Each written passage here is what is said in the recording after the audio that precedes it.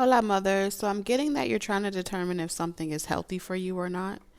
If this could be a job or a person, but it does give me this vibe of if something is healthy for you or not. If it's a person, um, if you have to constantly talk to a person or threaten a person, is that healthy for you or not? If you are in a job and you have to constantly explain to them how you're being underpaid, undermined, is that healthy for you or not? So I feel like you're in a season of your life where you may have to go through a period of like you just being happy single on your own. But I do feel like you are not quite ready to quit advocating for something, and that's okay. I don't know what this is exactly that you are advocating for, if this is mental health, um, helping people that lack inspiration,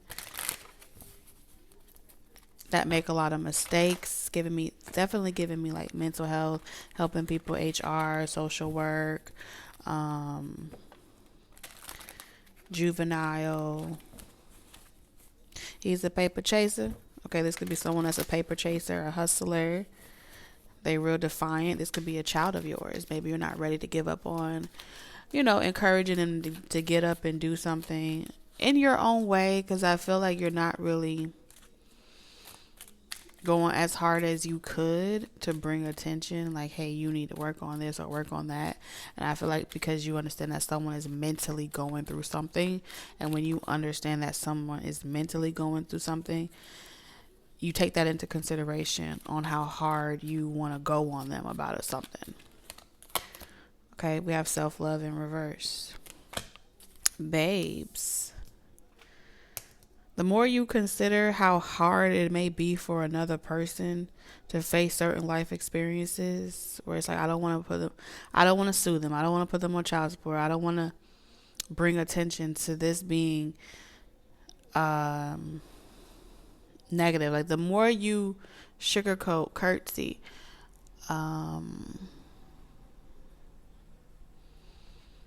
make excuses, compartmentalize for a certain type of behavior, you manifest more of that behavior into the world. The more you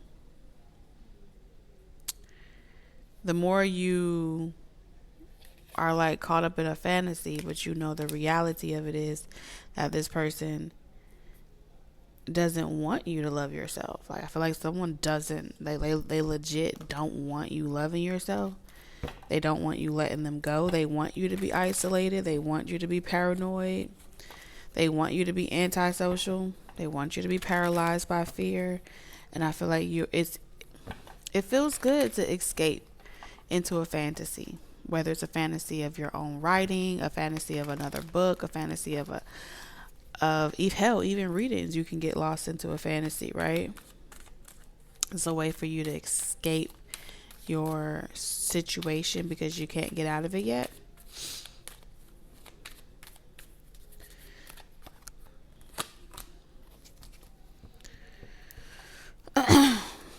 Okay, so it's coming up, religious factors in reverse. Your love life is influenced by your religious upbringing and spiritual path. So no, you weren't even raised like this. It's pretty much what it's telling me. You done got digmatized. Okay, somebody done digmatized you, and you remember them in a past life. In a past life, this person, you don't even know that they're the one that sold you out. That's what it's saying.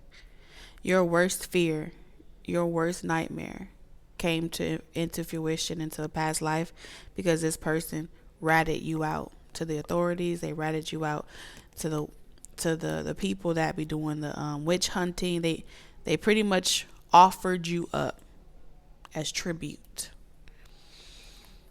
And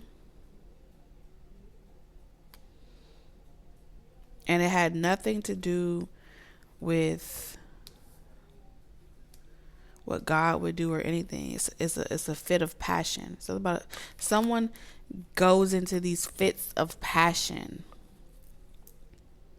where they become extremely passionate about making your worst nightmares come into fruition as a way to teach you not to come up against them or teach you to be afraid. And so in this life, there may be some residual, where you don't want to combat with this person. You don't really want to have to step on this person's toes. You're really trying to keep the peace. This person knows that. You may be trying to encourage them to take better care of themselves at the expense of yourself. The vast universe, baby, spirit is saying, why don't you come on the spirit. You may fear, coming into the spiritual realm, or just the fear of being a woman. Okay, trying to put the fear of God in you about how you're gonna go to hell, right? Doomsday. Praying to the wrong person, fear of what could happen from that, not honoring your whatever. There's so many things that have, and so you may say, no, thank you, no, thank you, no, thank you.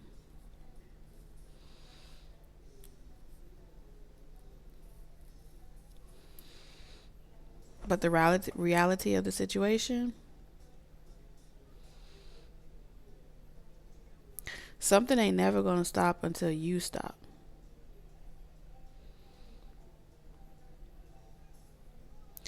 Once you get back out there and you live your life again, this person going to act a nut. But what they going to do? Beat you? And if they are going to beat you, then that's even more reason to get from up underneath them. If they going to try to convince you that they're healthy and they don't give a fuck what you're doing, it's like a passive aggressive way for them to be like, okay, well, bet I'm about to go do this. 5 of Wands, it's drama. This person's a drama. This person's a drama-seeking princess. Who is this energy spirit? I mean, what's up with vast universe? Excuse me. There are way more fish in the sea than this little character. This shrimp right here, the hermit. So the universe is saying, even if you had to start from scratch, I can't tell you what to do. But the universe is saying, maybe you ask this question. Like, this is all I have. What am I going to do? This is all I'm used to. Please, maybe you've prayed for like a way out. And spirit has opened the door, but you won't walk through it. Because you can't see it. Why can't they see the door? Judgment in reverse. You have a belief system, a limited belief system where either you don't trust your judgment or you're afraid that if you make a decision that's finite, what if I made the wrong decision? What if God wanted me to work on this person? What if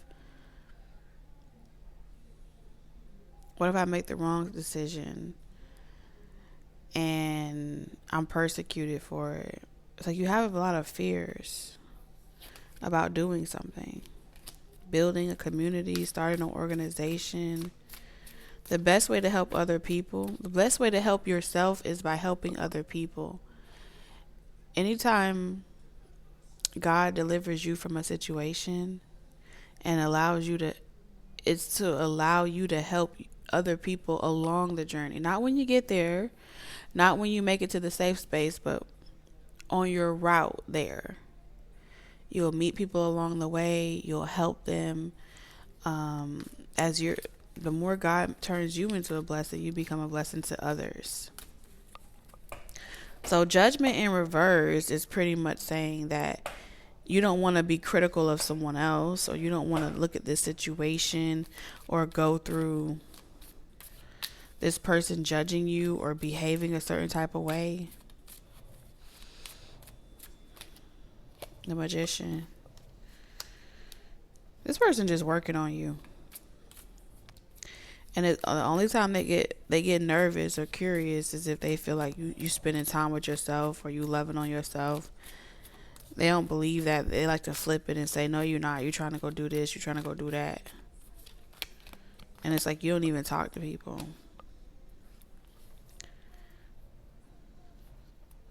They leave you alone. They ghost you. They isolate you. But then they don't want you to. They don't want you to know your self-worth. But then at the same time, they don't want you spending too much time alone, because that means you have time to think and reflect and soul search. So you're damned if you do, you're damned if you don't. I don't want you spending too much time on your own, because I don't want you to reflecting on what I said. But then I want you to spend time alone thinking about what you did. That's how this person's energy is given. Yeah. I don't want you sitting there having too much time reflecting on better choices that you could make for yourself to work on you.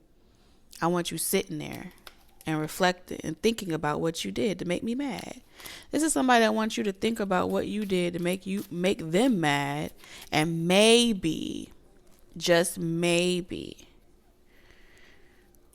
they'll give you some, or they'll give you some attention, or they'll call you. Maybe they'll call you.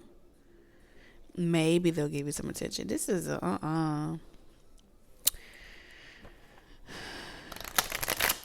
But Lord, let you reject them.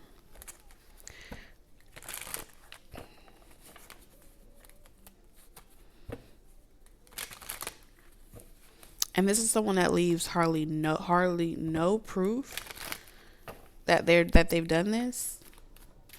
But when you start getting excited and enthusiastic about your life and moving on, this person tries to make sure you can never move on without them.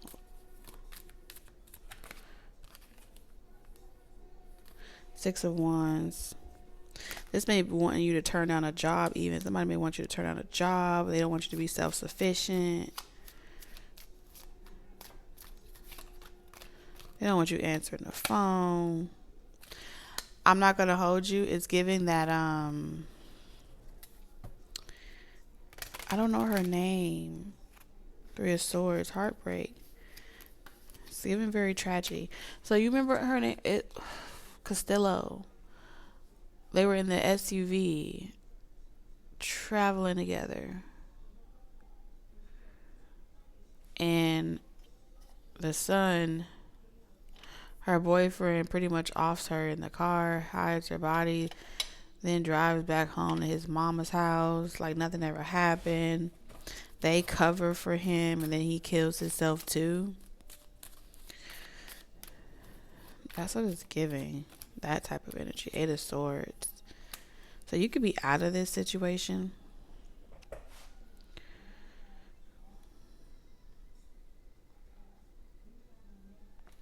You know the truth about this person, and they hate that.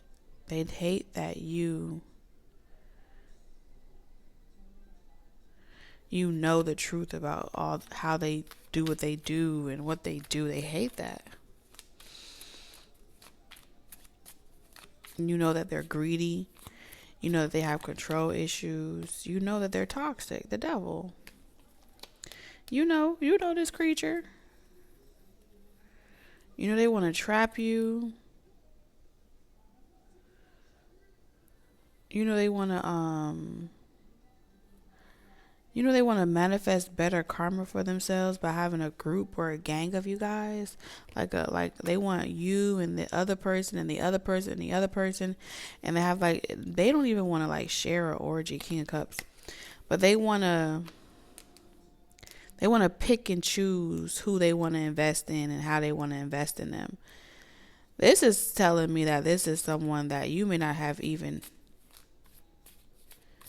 but they hate something that you're able to do, because they hate that they're unable to lie to you, get you to invest in them. They want your attention so damn bad. They stay manifesting you. But you and that damn self-love that you try to have for yourself, they hate it.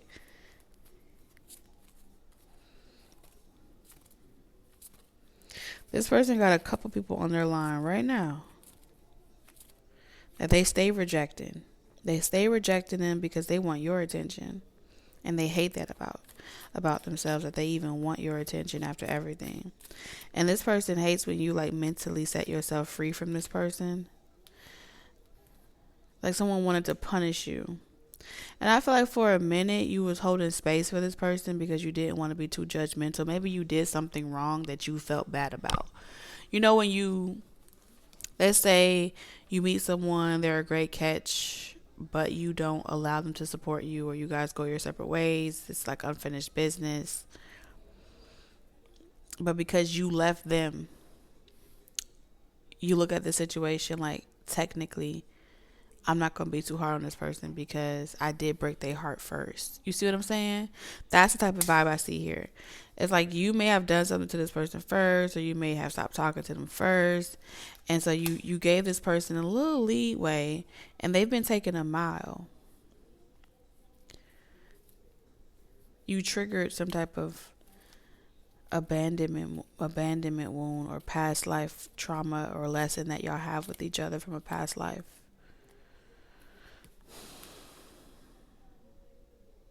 May their worst fear come into fruition. When they saw you, they may have always said, "You're gonna break my heart." They probably knew it the moment they saw you. I think this person wants you to stop doing something that you do spiritually, or stop communicating spiritually, because they feel like that's the only thing that keeps you from their magic really working on you, their intentions really working on you, because you get the resolve that you need from spirituality that this person doesn't provide, and they feel like that's what prevents you from feeling vulnerable. They want to crack you open. Why does this person want to crack my mom's open? Page of Swords. Whew. They want to crack you open because of either something that you said, you found out, or you're able to read about this person. But then at the same breath, they want to be with you. And it's a burden. They hate that they want to be with you. They want to marry you. They want to be with you. They want a future with you. But they feel like you won't let them marry you, or you won't want to settle down with them in the lifestyle that they have, and they're going to lose you anyway. What type of lifestyle does this person have? Because this person, they may not be with no one specific, but they may have been, like going to bars, meeting random people. They want to settle down, but they feel like you don't want to settle down. They're not attached to nobody. Four of Pentacles in reverse. They single. Four of Cups. They still grieving over you. They're still mad at you. King of Swords, it makes them very cold and bitter. They don't like that about them. They feel like it's not fair. You fucked everything up is what they said. And they feel like it's wrong for them. They also, in the same breath, feel like it's wrong for them to be mad at you, for them to hold a grudge. They don't hold a grudge against nobody. Typically, people don't get over this person, but this person said they're having a hard time fucking getting over you, and they hate that shit. What is that? I gotta dump my trash. They don't want nobody new. They want you. This person works.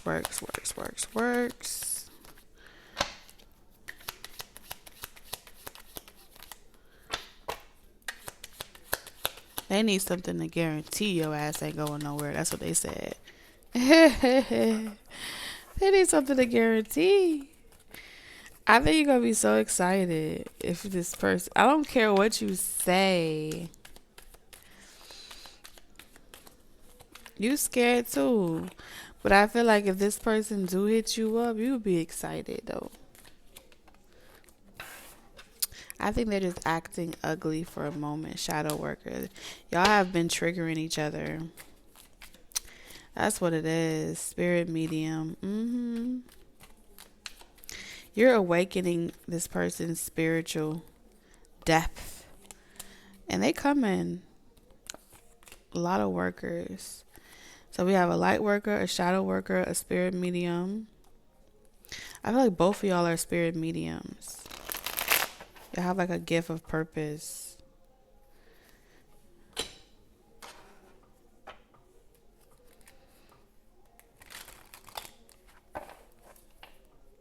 What's coming in love?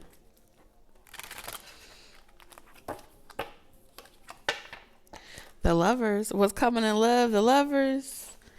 Child, y'all gonna heal this situation. Let bygones be bygones. Transformation, giving and receiving. Oh, get ready, because it's coming. All right, it's coming. You and this person coming together. Love you guys. Bye, moms.